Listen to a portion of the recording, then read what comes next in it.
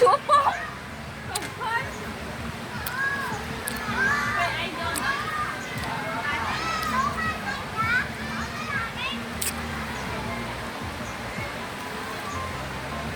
Ô cái nó nè, ô cái chiếc bông pin nè,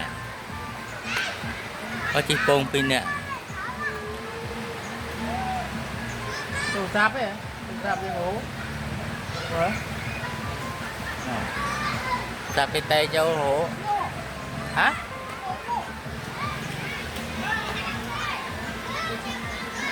Đồ giáp này mới như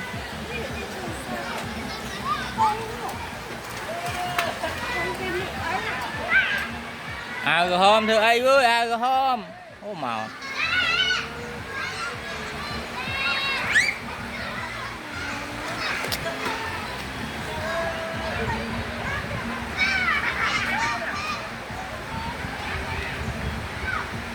Anh ấy po ngà sật mà nhé nè. Nó hỏi.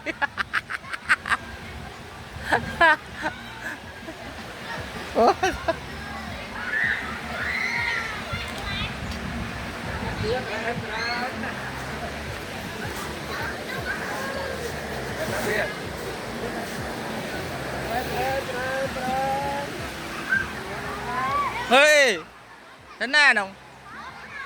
Ô, ô, ô, ô, ô, lửa nè.